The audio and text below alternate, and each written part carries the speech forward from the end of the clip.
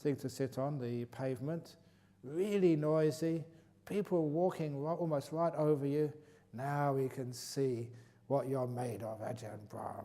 See if you can really meditate. See if you can do what you tell other people to do. And it was really good fun. Because there I remembered, it's not the sound disturbs you. It's you who disturb the sound. What do we mean by that? How can you sit in the middle for 2 hours, a nice 2-hour sit, and I had a lovely time. Because what I did was the simile of, I call it the simile of the TV screen. I mentioned this in passing, now comes the full picture of the TV screen. If you are going, when you go back overseas, if you go back overseas after this retreat, or you go interstate, whenever you go traveling, which most people do, you will see on the back of the seat in front of you, unless you're traveling really cheapo aircraft, you'll find this little TV monitor. And you can turn it on, just watch a documentary or something. And when you turn it on, first of all you can see the upholstery to the left and to the right, above and below the TV screen. It's only a tiny thing.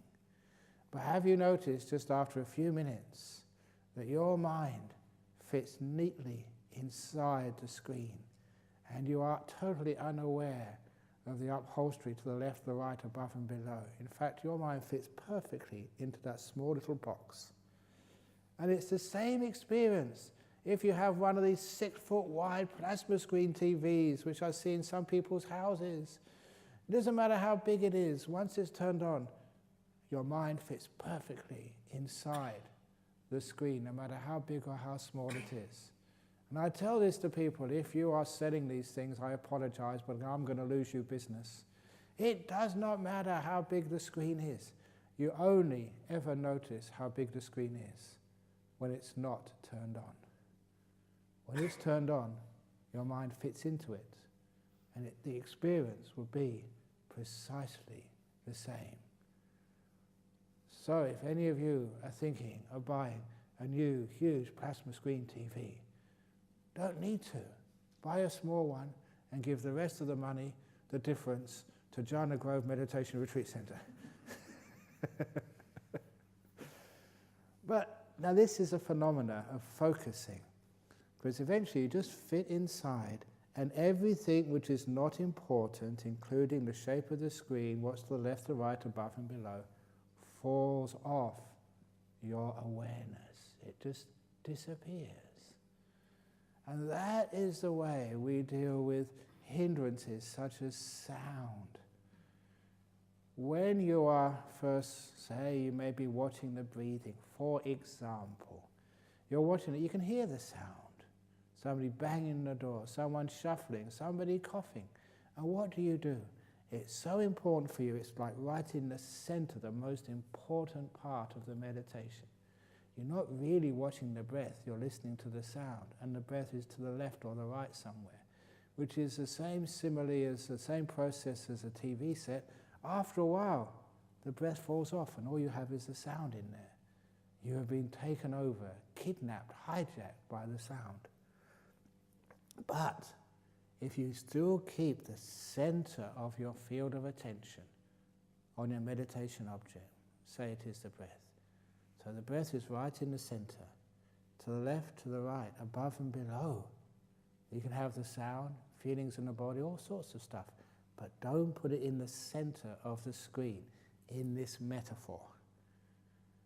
And then you'll find as long as the breath is in the center, doesn't matter how much noise is there, sooner or later it just falls off the screen, and you're not aware of it anymore. That is such a common phenomenon. You may be reading a book, and you're really getting into it because it's an excellent book, like, Don't Worry, Be Grumpy, or Good, Bad, Who Knows, or all these other excellent books which are available in bookshops close to you. But you're reading the book, and sometimes you get so into the book, everything outside the book falls off your screen. And literally you can't hear anything outside. Literally that somebody comes up and asks you, can you please move, madam? And you just don't hear them. You may not have experienced that for yourself, but I'm certainly you've experienced that maybe when your husband has been watching the soccer on TV. darling telephone call. He's not ignoring you, it's just you are off the screen. You know, you have fallen off a long time ago because the TV set and the soccer match is the most important, and you literally can't hear anything else. Now, if people can do that when they're watching a movie or watching a cricket or soccer, depending on what you like, why is it that they can't do that when they're meditating? If they can just focus, you know, just keep the center. You don't need to use force, but just center on the breathing, say, if that's your meditation object. And after a very short while, everything else falls off the screen. You just don't be aware of the sound outside of you. You don't even aware of your body anymore. That's off the screen now. It's off the radar. So that's what I did in Hay Street, Mao. And just after a while, you couldn't hear any sound, even though it was blaring at you, because you were just focusing on your breath. You couldn't feel the hard pavement, the stone pavement underneath your bottom. And it was all you could feel is the breath. And that's exactly what happened. But if I thought of the pavement, then straight away that would come to the center of the screen, that would take over, and that was very painful and very cold. So this is actually how we deal with these disturbances. It's not the sound which disturbs you. It's you. Go to get the sound and bring it into the center of your screen of vision. You may also experience that when you're doing the walking meditation, which is a wonderful way of focusing because you put all your attention just on your legs moving. When you're doing walking meditation, don't look to the left, look to the right, because then you're taking all this sensory image and putting that into the center of your field of attention. You usually put your eyes about 2 feet in front of you. You know, just so you are very sure you're not going to bump into something.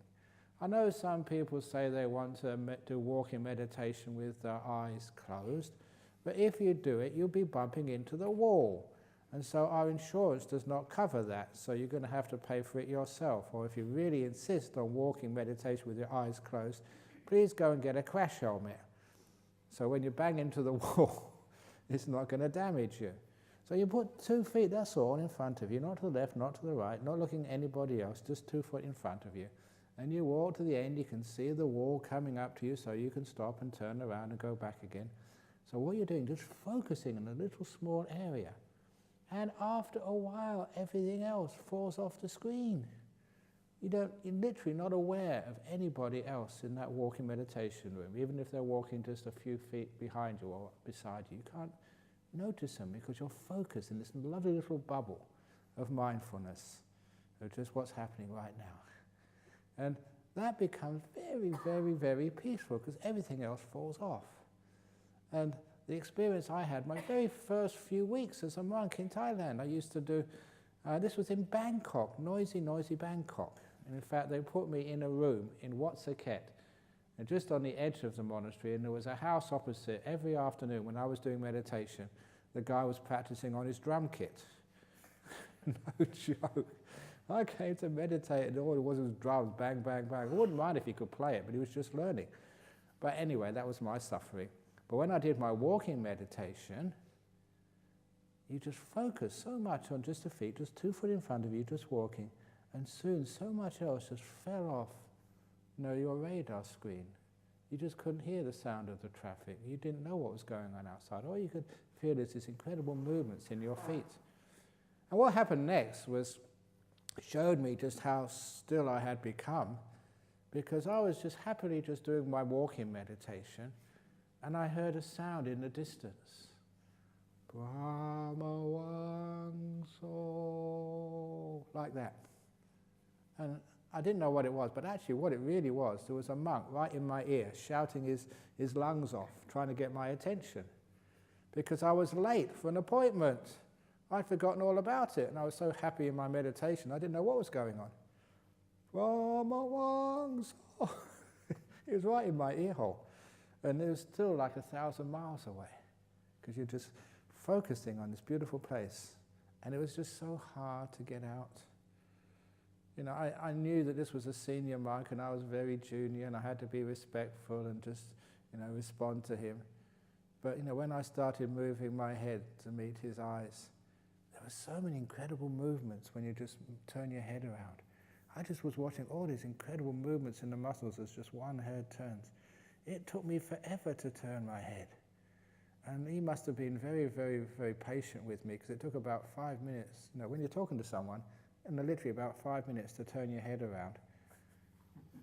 And then when I find it, I'm really speeding up. When I actually did, I said, "Pardon?" And he had to say it again. It took me so long to get out of this beautiful, calm, peaceful state.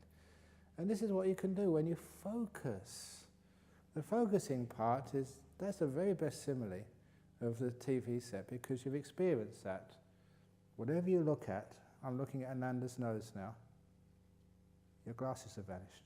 Now they come back again. You can focus right in there. And what is in the center of your screen stays. Everything else just vanishes. So this is how we can meditate in noisy places, in cold places, hot places, painful bodies. Just choose your object of meditation. Just make sure that's in the center. Don't need to do anything, just keep it in the center there. Make peace, be kind, be gentle with it, and soon everything else just vanishes. And so many of these distractions just aren't there anymore. And once you get into this, it's just a beautiful thing to do. If you have some work to do, and when I was laying bricks, people would be trying to talk to me. I just watched the brick, and what they were saying was a long way away. So I could actually lay the bricks nice and perfectly because I was focused. When you're writing something, you're focused just on writing. Nothing can disturb you because it's off your radar. A lot of time you can't even hear it. So that's one of the ways of dealing with the distractions in meditation, by not keeping things in the center. But of course, when you do have problems in meditation, you're not actually staying where you are because you want to be somewhere else. When you want to be somewhere else, where you want to be, you keep bringing all these things into the center of your screen of attention. No wonder you can never find stillness. It doesn't matter what you have, just stay with what you have, keep it there, and then you find this incredible stillness comes. And I think you understand that the first hindrance of wanting, desire, even for good things, it's a hindrance to meditation. It stops you being still. Every time you want something, you're agitating your mind. That's why even in the chanting, may I be contented and easily satisfied, not proud and demanding in nature. Are you demanding something of yourself in this retreat? Are you contented? Or do you think, when I get jhana, then I'll be contented? No, you've got to be contented now with what you have. Be easily satisfied. Who do you think you are to get jhanas? You proud and conceited.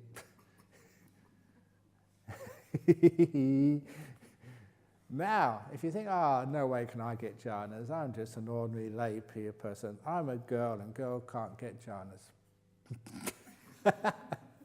Sexist. I'm just stirring up, see if there's any pride in there, see any conceit in there.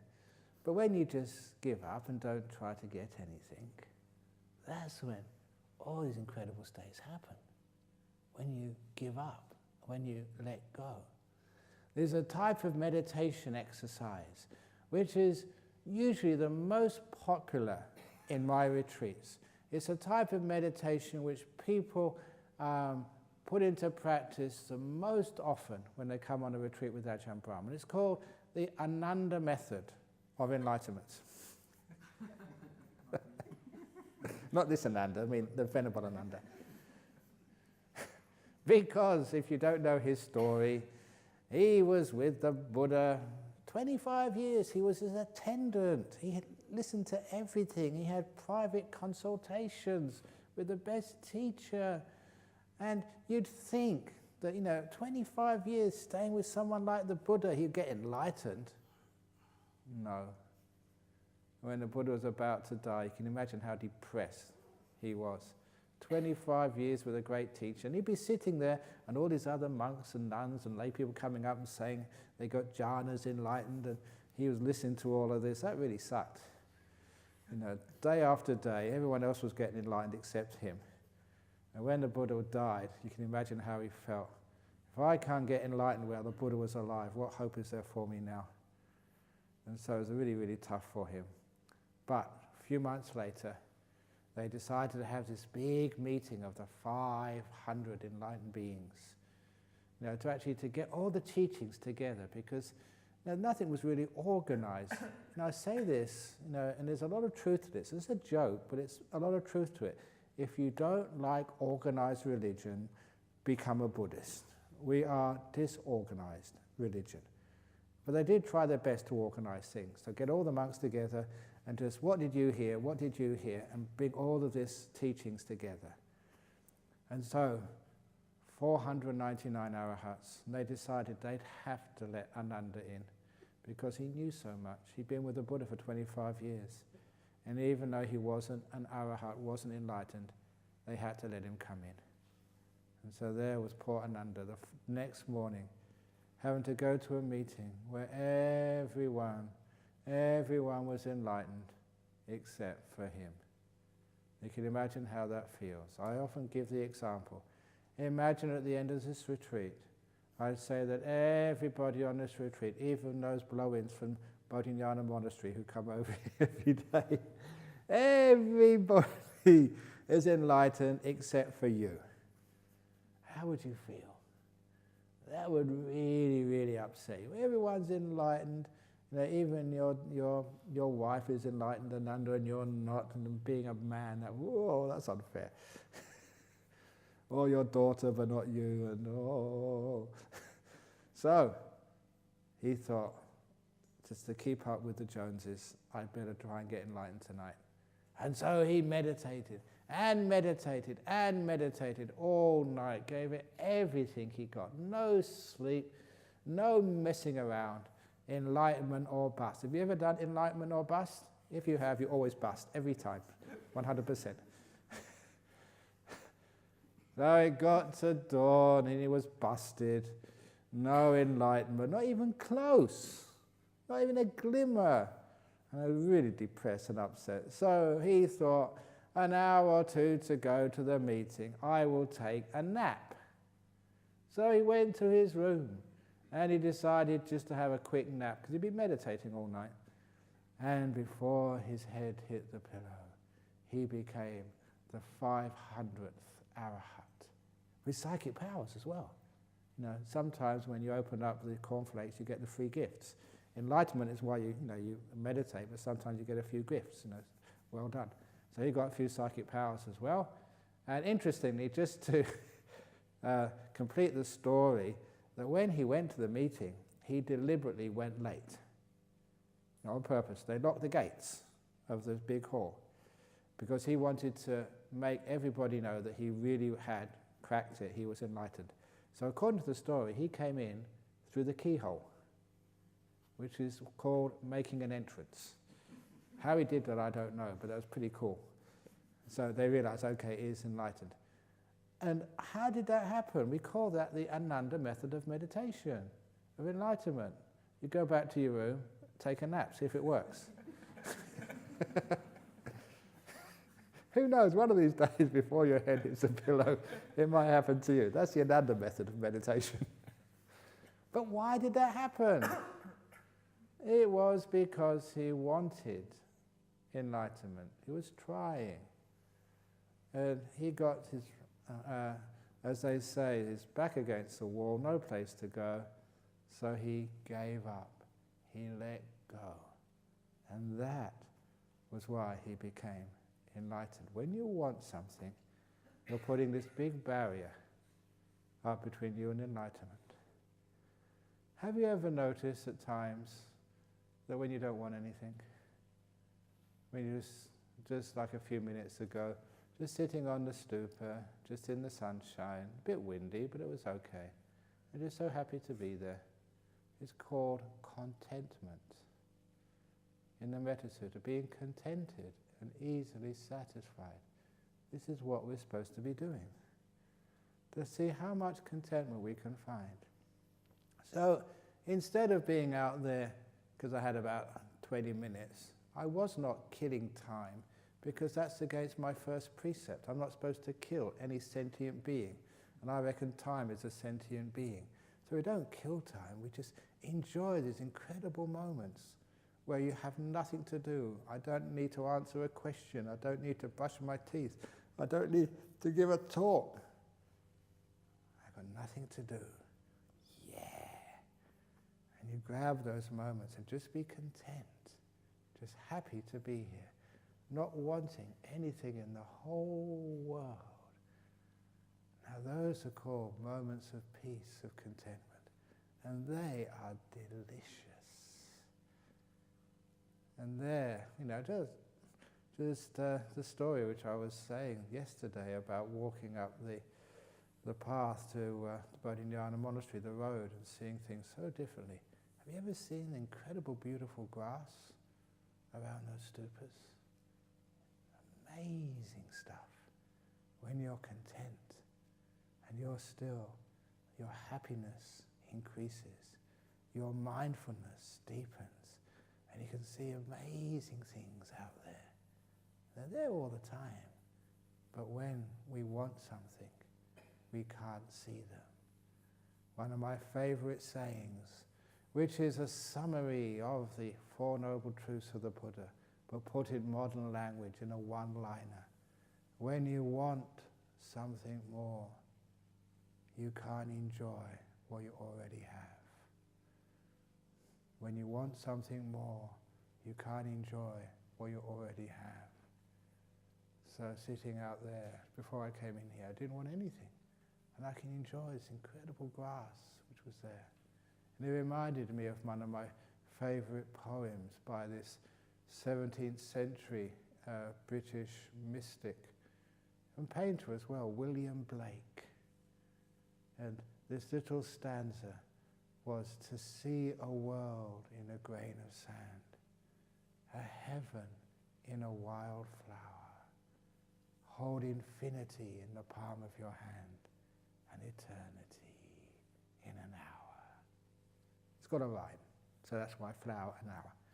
But when I first came across, I thought, wow, that guy knows what he's talking about. To see a world in a grain of sand, that's super mindfulness. Something so simple as a blade of grass.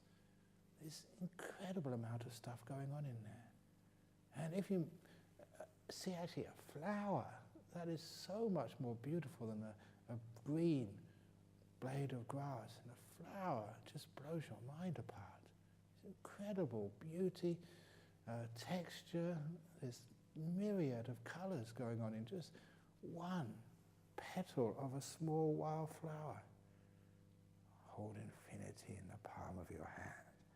Now we're getting somewhere. Infinity, unbounded, no limits. Everything is just totally open. And eternity, timelessness, right now. Now you are flying in deep cosmic meditation. When you get to this sort of ideas, you can see there's no wanting anymore. There's no desire. It's just right here in front of you. That is where meditation happens. There are all these people who have all these goals and are striving. I'm going to do it now, like Ananda tried. Okay, no more messing around today. I've had a good meal. I'm going to sit for very long now. Now I'm going to watch the breath this time. Or I'm going to be content this time. Shut up with that sort of stuff. Stop making plans. Stop telling your poor old mind what to do. Stop being a control freak. And instead, stop. One of my greatest similes. Now, so you get similes from the Buddha, but sometimes you make up your own ones. And this is one of the best ones, which I've managed to come across, is the donkey and the carrot simile. If you haven't heard this one before, most of you had, but as I said to the monks last night, I think I said to you, the only reason I keep telling these stories again is because you didn't understand it last time. If you did understand it, you would be enlightened. So the donkey and the carrot. How do they make a donkey move? They get a stick and stupid people beat the donkey. And does the donkey move, go anywhere? Not at all. just like your stupid donkey mind. You try and force it to meditate, try and get it to get up in the morning, scold it, argue with it, get upset at it. Does that really help the donkey mind? Not at all. People keep on calling the monkey mind, but I prefer the donkey mind. You all got donkey minds. You're all trying to cajole and push, struggle and strive, trying to get it to become enlightened, or at least trying to get it peaceful. And it never works. So, you try the next stage. You tie the stick to the donkey's neck. So the front of the stick is 2 feet in front of the donkey's head. At the end of the stick you tie a string. At the end of the string you tie a carrot. And the donkey sees the carrot. And when the donkey sees the carrot, donkey likes carrot. So donkey moves towards the carrot. When the donkey moves, the stick moves, the string moves, and so does the carrot move. So it doesn't matter how much the donkey walks and strives, the carrot is still 2 foot in front of the donkey's mouth. So on these retreats, I'm never strict with any of you. I don't tell you to get up in the morning. I never scold anybody. I don't use a stick. It's carrot. Jhanas, the bliss better than sexual orgasm. Enlightenment, free at last. I give you all this marketing, especially, I remember whenever I go to the prisons and I say, jhanas are bliss better than sex, everybody is paying full attention. They really want that stuff. So, that's my carrot. And you've had that carrot for a long time. I've been talking about jhanas and how wonderful they are. And some of you have come on this retreat chasing that carrot. I want jhanas. Okay? That's what you come here for. So you got the carrot and you chase it. And you will find you won't get even close to it. Why?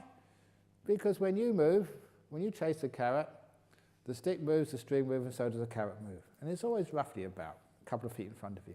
You can see it. You can smell it. And it's almost there, and you go towards it, and it goes away again. But there is a way of catching that carrot. And this is why I teach these retreats. You've already been running fast enough after the carrot. You don't need to accelerate anymore. But all you need to do is to learn how to stop. You stop chasing the carrot. And what happens when you stop chasing the carrot? Because you've been running after it for such a long time, many years, the carrot swings away from you. The meditation gets worse. You get more restless. You fall asleep. Your meditation is nowhere near as good as it was when you put forth effort, because the carrot's going further away from you now. But it soon swings to the end of its arc, about 4 foot in front of your mouth. Never been that far away. You think everything is falling apart. Ajahn Brahm's method doesn't work. But then something strange happens. Something weird. Something you've never experienced before. The carrot starts to come towards you. And you know what happens next. Soon it's 2 foot in front of your mouth, like it normally is. But now it's coming at really great speed towards you. You're just sitting here, you're doing absolutely nothing, and breath is just there. It's delightful breath, it just comes to you. Nimittas, incredible, powerful, beautiful lights coming. You're not doing anything, it just comes toward you. It becomes stronger and stronger, incredible jhanas, wow. And it all comes towards you. You're not doing nothing because the carrot keeps swinging towards you, and towards you and towards you. And the last piece of advice, compassion. Sometimes we underrate compassion in the path of meditation. The last little trick to get enlightened is remember compassion. As the carrot comes right close to you, carrot, the door of my mouth is open to you. Come in. If you don't open your mouth, it bounces off your teeth. You missed your chance. So in that simile, this is what happened. You stop, you let go, you don't want anything. Wanting is a hindrance.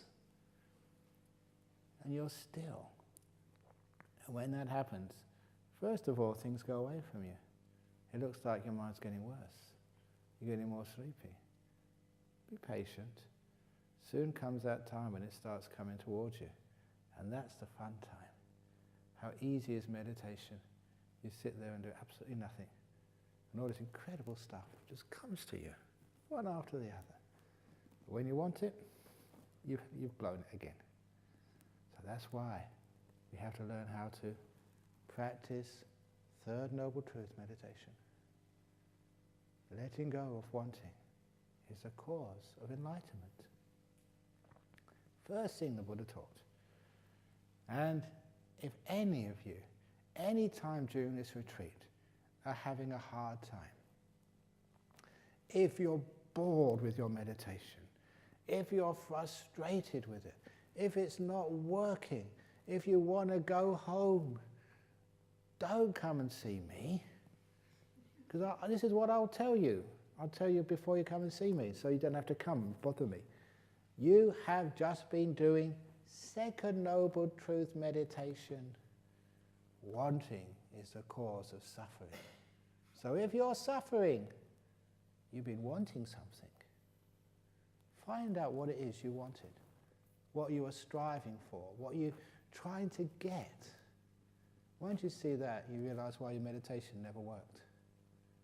Because you wanted something, you were causing suffering for your body and mind. And meditation won't work, you get frustrated. But instead, it may be the first meditation you've ever done, maybe a hopeless meditator, maybe sick, maybe tired, maybe old, maybe next to death.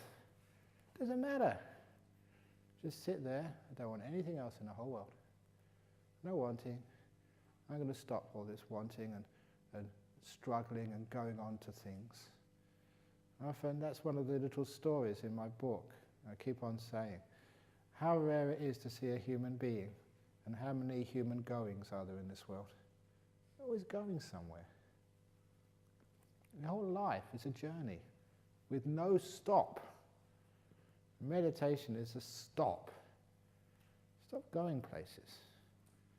Stop trying to attain things. And instead, realize, like they say, when you get your picture in the front of Time magazine, you've arrived, baby, you've arrived. Have you arrived yet? Of course you've arrived, you're here. So imagine yourself, you've arrived. So once you've arrived, enjoy it, stay here. When I was traveling recently, I was traveling from Canada to Germany and transiting Heathrow. And monks don't have any money. So I usually rely on the lounges, because I got all these frequent flyer points, to actually have some lunch and have a shower. But I found that they weren't going to let me in the lounge. And I thought, I'm going to go hungry today. And I feel really dirty, traveling overnight from Canada and going to Germany in the afternoon, about 5 or 6 hours, And then I found in Heathrow Airport, they don't just have a transit lounge, they have an arrivals lounge in Heathrow. So you go out, once you've been through the immigration and customs, you go out. And then for people who are traveling, on these nice classes, like I sometimes travel, you can actually go in the lounge and have a shower and have something to eat before you actually, go to your hotel or go to your destination in London. It's called an arrivals lounge. And I love arrivals lounges because this is an arrival lounge. This is Jhana Grove Arrival Lounge. You've arrived, so enjoy it. Take a shower, have some food, where you are right now. You've arrived. Stick around. Don't sort of go anywhere yet. Be here. It's taken such a long time, many years for you to get to this point. Now, stay here. Don't want anything else. Don't try to go somewhere else. Don't try and get a taxi to your next destination. Don't go on the London Underground to your next destination. Stop. You've arrived, and enjoy. Now, when you do things like that, you are busting through that first hindrance. You are leaving it for dead. You don't want anything. And amazing things happen. You're just so content. What do you want anyway? What are you here for?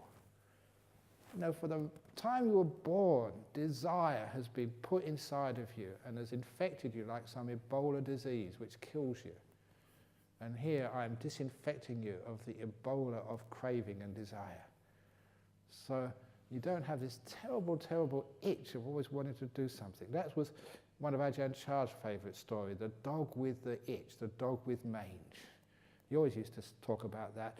This dog with mange, it would just go into the sun because it had this terrible itch on it, and it still found no relief. So it went into the shade, and it still had the itch. It went into the water, it went under the rock, it went into the plains, it went into the jungles. Wherever it went, it still had the itch. Because that itch was on its skin. And that itch is called the itch of wanting, the itch of desire. Wherever you go, it's still there. You may go to your amazing resorts, maybe in the Maldive Islands, or in the Seychelles, or in the Caribbean. Are you content there? Or have you still got the itch to keep on going? If you get the best sex, the best food, the best meditation teacher, but you still got the itch, you want more. That itch of craving means you never find any peace at all. But that's the itch. If you remove that itch, then the dog, whether it's in the sun or in the shade, whether it's in the water, in the house, is content. It wasn't the situation it was in. It was this underlying itch of wanting, of craving. Kept that dog just moving backwards and forwards with never any peace or happiness or freedom at all. I often tell people the two types of freedoms in the world. And the first one is the one which people think is the only freedom, the freedom of desires. To get what you want, when you want, however you want it. That's why they call United States the land of the free. What a joke. Ha ha ha. It's not the land of the free. You go there and people are just so uptight. They're in the power of desires and craving. It's the freedom of desire, which is no freedom at all. And the other type of freedom, which is what Buddhism is into, is the freedom from desire. Desire, this itch, has gone. So you don't have to go anywhere. You don't have to buy things. You don't have to do anything. It's incredible how you are controlled by desires and cravings. Most of them are imposed upon you by adverts, by culture, by what you think you should be doing. Someone told you should be doing this. Still remember the time I had my first glass of British beer. I think 13 and a half, breaking the law again. It's boys being boys, pushing the boundaries. So going into a pub, pretending you were 16, and getting my first half a pint of British beer, thinking how tough and how brave I was. And then I drank it. And I mention this because last night we were talking about drinking urine. Quite frankly, it tasted the same. And I've drunk both. It's absolutely true. When I first took this and started drinking it, I screwed up my face and thought, why are people paying good money for this? Why is this such a popular thing to do, to drink beer? It does taste terrible. The first time, you took British beer, it tasted awful. But you had to like it because the peer pressure was so strong. So, lying to my friends, this is delicious, this is great, and I just want to pour it down the toilet or anywhere, quick. But I forced myself to drink it. And just after only just about 3 months, I started to like it. And later on in my life, you spend good money drinking lots of it. What do you do that for? Where did that like come from? It was totally imposed upon you. My cravings were imposed by peer pressure. It only took a long time afterwards to untie that peer pressure and let go of those cravings. And then you felt so free. It's one of the nice joys of being a monk. We're so free of desires because we've got no money. We just can't get those desires, even if we wanted them. They're out of reach. Because they're out of reach, the craving, the desire vanishes for them. And you feel so free. You know, one of the things, I don't mind saying now, because I'm an old monk now, old enough anyway, sometimes you meet these girls who are fashion models, and other people think, wow, they're so hot. And to me, they're just a girl. You know, that sort of part of you disappears, and so you can actually relate to you know, very, very, very, very beautiful women as people, rather than sex objects. But I get into trouble sometimes for that, because I do remember the time I was teaching a meditation class in Double Bay in Sydney. Now, Double Bay, that's, you know, elite area. So you get some very, very wealthy people learning meditation in that part of Sydney. And then as I was teaching meditation, there's only about 30 or 40 people in the room or something. And then there's this girl in the back there. She was smiling at me and just smiling. And I just wondered what the heck she was up to. You know, I'm a monk, she's trying to make a pass at me. What's she doing? So I was really confused what was going on. And afterwards, I asked the organizer, and it was old John Barter, and said, this lady was doing all these things. Oh, don't you recognize her? I said, no, who is she? I think she's some famous TV star. I think it was Lisa McClune or something like that. Some famous TV star, which everybody in Australia knows, except for monks when we don't watch the TV. And she apparently afterwards was really, really upset at me because I didn't recognize her. Because I was relating to her just like an ordinary person rather than a film star. And that was just really, the word is discombobulated her. One of my favorite words, discombobulate, which makes her just all over the place. She didn't know how to handle it. Discombobulate. There are some words in the English language which you should really learn, because as they sound, that's what they mean. So if you get discombobulated, it means, you know, you just don't know where to stand, what to do. So the poor lady was just really upset at me for that, because I was dealing with her just as an ordinary person. So when you're free of many desires, it's amazing. You can relate to the world in a totally different way. And it's a much better way, a more sort of sane way. And this is called the freedom from desires, instead of the freedom of desires. And that's what we experience in meditation. Sitting there, you just don't want anything in the whole world. You don't want jhanas, you don't want enlightenment, you don't want anything. You're just sitting here, totally free of every desire in the whole world.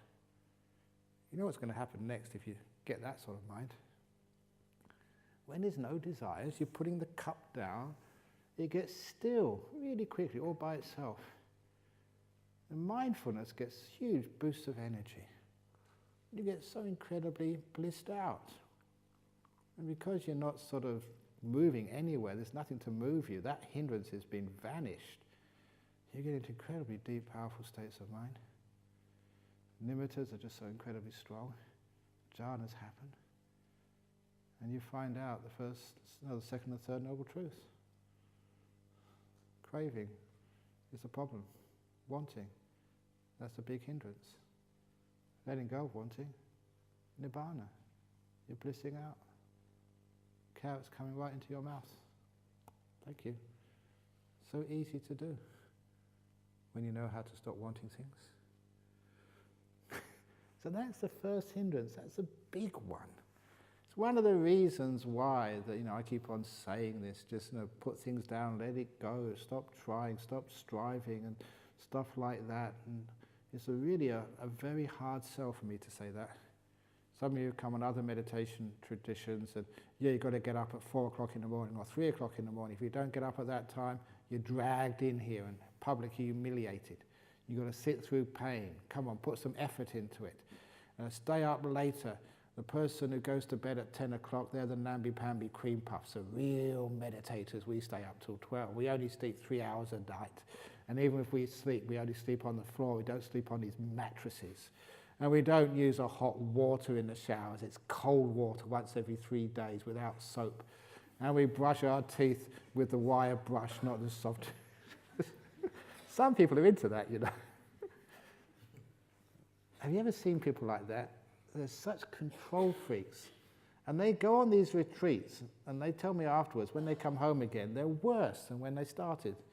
They're really a pain in the arse for the poor people who have to put up with them after they've been on retreat. There's something really, really, really, really wrong there. Because they've been encouraging their wanting. Their desires have been enhanced and empowered rather than weakened, which is why they're even more demanding. And here, all our demands with our desires vanish away. We're just so content just being in this little room. It may not be that clean, but it's clean enough. The bed could be longer if you're a big person, but it's big enough. Sometimes there's no hot water because all the hot water's been used. Oh, it's okay, I can shower tomorrow, it's warm enough. And you may not get the food you like, but it's good enough for the day. You get this beautiful contentment which makes you easygoing, and happiness is so easy to find. It's amazing when you get a fault-finding mind, you know, the old 2 bad bricks in a wall. You can find 2 bad bricks in any wall. You can find rubbish food, you know, which has been on offer to you today. You can find rubbish teachings by Ajahn Brahm. You can find rubbish anywhere. But that's not the point. The point is we find contentment. Everybody here is just doing their utmost, just they're so compassionate and kind and generous. And that just warms the heart. That gives you so much compassion and gratitude and happiness and contentment. And being in a beautiful little place, Jhana Grove. People are working so hard. You know, they make some noise, but that's as far as they've got. They're trying. They're coming on a retreat. What wonderful people I'm living with during these few days. It gives you so much happiness and contentment. And then you just become this beautiful, happy meditator. And you sit down. You cross your legs, if you want to, put them in front of you. You have this beautiful happiness. Your mind becomes so still. And the happiness just goes through the roof. And as I say, this is a sign that meditation is taking off. Really good, blissed out of your head. The highest happiness. That's why I became a monk. That's why I stay as a monk. That's why I don't mind teaching and doing all this stuff, because you have access to that whenever you want. So you're a very rich monk.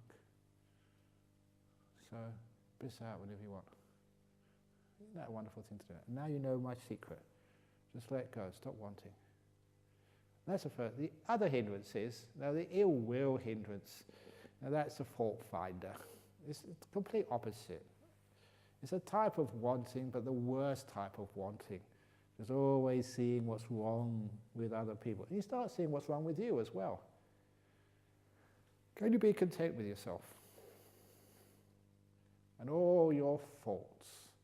If you can't be content with yourself because you think you've been a bad person, then, I said this before, I'll say it again, go and find a perfect tree in the forest. There is no such thing as a perfect tree in this forest. Every tree is bent, crooked, damaged, leaves falling off, eaten by bugs. That's why the trees are gorgeous in the forest. And if you ever find the crooked trees, they're the ones which are the most beautiful. The ones with all these scars on the bark and just all knobbled all over the place. Those are the beautiful trees in the forest. They belong. And that's like you. You are beautiful enough. You're all crooked and bent and damaged. You're all hopeless cases. That is why you can become enlightened. Stop trying to improve yourself. Stop hating your faults. And instead, embrace them. Bring them in. The door of my heart's open to me, exactly as I am. So no ill will, no wanting. You're at peace with yourself, with all your stupid idiosyncrasies and the silly things you do, all the bad jokes which I say. Here's the latest bad joke. I've got time for a really bad joke? Here we go. I saw this the other day, very good bad joke. Courtesy of Rodney. There was a gang of bikies, of Hell's Angels, these guys on the motorbikes, really tough guys, riding down one of the highways in the United States, and they came across a bridge. And there's a huge crowd of people on the bridge, with the state troopers there as well. And as the bikies rode past, they thought, let's stop and see what's going on. And they saw this was a woman on the bridge about to jump off, commit suicide. And the leader of the bikies thought, this is a good opportunity to give the bikie community a good name, to do a public service and maybe be a legend for the day. So the leader of this bike is this huge guy, full of tattoos, beards, the whole works, pushed his way through to the front, and he saw this woman about to jump off, and he talked to her. He said, listen, lady, you're too beautiful to jump off. Give me a kiss. That was his trick. And so, she was taken aback, so she thought, why not?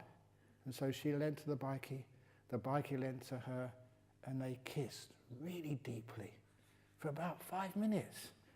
And the crowd were clapping. Just what immense emotional intelligence from, of all people, a leader of a bikie gang.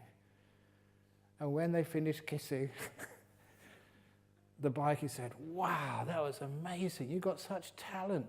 Why kill yourself? Come and ride with me instead. Why you want to kill yourself for? And the girl said, because my parents don't like me dressing up in girls' clothes.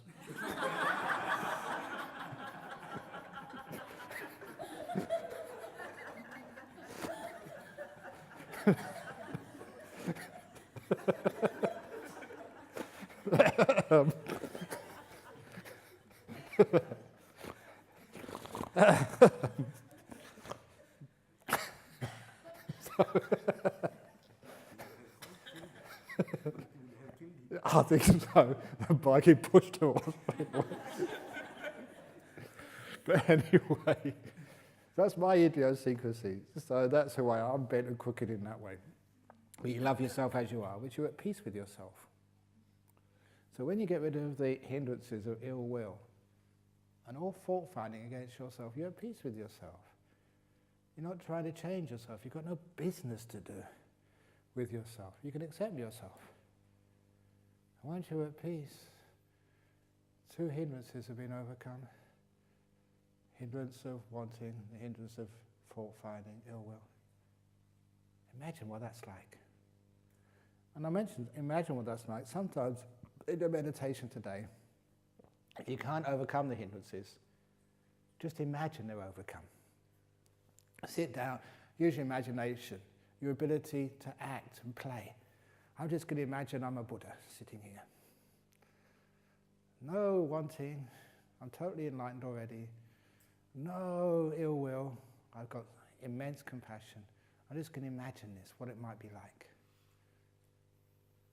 And then you're almost there. Carry on. You're meditating without any wanting, because you're imagining you've already attained what you wanted to attain, whatever that was. So you can let go and be peaceful. And have a taste of what that's like. A taste of freedom. The taste of having nothing missing, nothing wanting. Now the next 2 hindrances, I've got 3 minutes to do the last 3 hindrances. They're easy ones, the first 2 are the big ones. All the sloth and torpor, it's just tiredness, that's all. It's just because you've been working too hard. And restlessness, again, is caused by wanting or ill will. It moves you. And you have to sort of, as I mentioned in the first talk, why do we think so much? Why can't we just sit still? It's because we want to be somewhere else. Why do you want to be somewhere else? This is good enough. So you've worked so hard to get here. As I say, you've arrived. Just be here and don't want to be anywhere else in the whole world. And then if you're happy to be here, you don't move, that's called restlessness gone. You're here. All restlessness is thinking the next place will be something better. It's not. All your life you've been trying to get the better partner, the better job, the better holiday. Some of you, the better meditation retreat, the better teacher, going from one to another, trying to get the better one. And it keeps going round and round and round. So don't try and get anything better. This is good enough.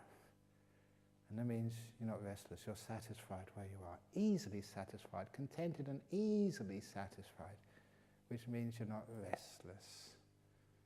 And that restlessness just calms down, and you're at peace. In fact, don't even look at just jhanas or enlightenment, just think peace. Where can you find peace in this retreat? When can you find peace? You'll never be this afternoon. It's only now. And it can't be outside. It's not in your room. You won't find peace in front of your plate at the dinner table, for those of you who are hungry. The only time you can find peace is right now, right here. So think peace. It's right in front of you. Take it. And when you're at peace, where's restlessness gone? Totally vanished. And sloth and torpor, that just goes by itself. You make peace with sloth and torpor and it soon vanishes. I would fight my tiredness, so many years fighting it, and I would just wear myself out. My tiredness would go on for much, much longer. Now whenever I have sloth and torpor or tiredness, I let it be. I'm not ashamed of it, it happens. If you want to snore during this retreat, if you're really tired, just lay down, put a nice little cushion underneath you, put a blanket over you, you can sleep here. And you can snore here. And anyone else, if you're complaining because someone else has followed my instructions and they're sleeping in the meditation hall and snoring, it's not the sound that disturbs you, it's you who disturbs the sound. Remember that. Like one of the monks, I still don't know exactly who it was. I thought it was Bodhidharma, but apparently it was somebody else. He denies this, but his brother came to visit. Or one of the monks' brothers came to visit. And we're so full at Bodhidharma Monastery, we had no guest room for him. And there was a retreat on over here, so he couldn't come and stay over here. So he said, can you share the room with me? I said, yeah, you can share the room, but be careful. I bet that one of you are going to snore. Probably both of you snore, because you're both old men now. You know, we never think we snore, because we're asleep when it happens. But you ask your partner, and they will say, yes, so you do. It's just nature, there's nothing wrong with it. But anyhow, sure enough, his brother fell asleep first and started snoring. And this poor monk, you know, in a small room, couldn't go to sleep. His brother sort of snoring like an elephant. And then he remembered the teachings. It's not the sound disturbs you, it's you who disturbs the sound. He remembered that, so he started undisturbing the sound. And what he did was he started to use the power of perception, imagination, to imagine this snoring as if it was some modern symphony.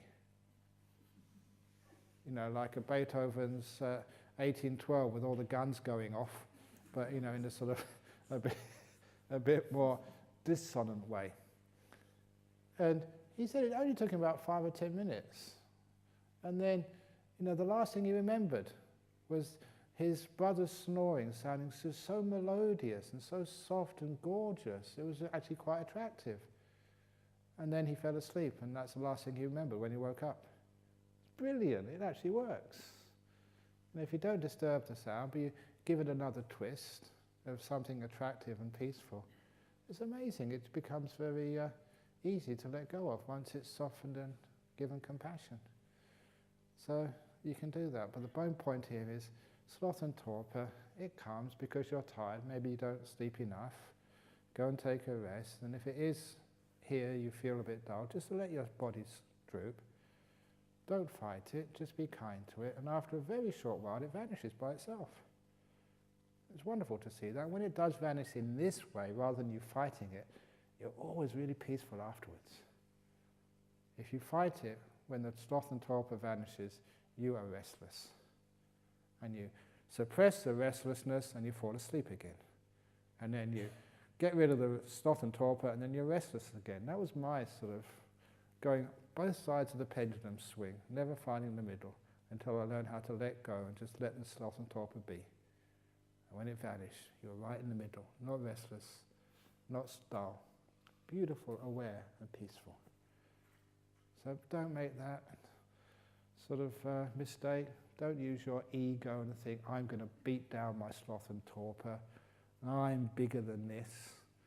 Just let the sloth and torpor just work its way out with kindness and with softness, and then it vanishes. And that way your hindrances can totally be vanished. And you can be just like that person who's been chasing the carrot for so many years, and you stop. No wanting. See the carrot go further and further and further and further and further away. And you stop here, and then the carrot comes towards you. Thank you, Lord Buddha.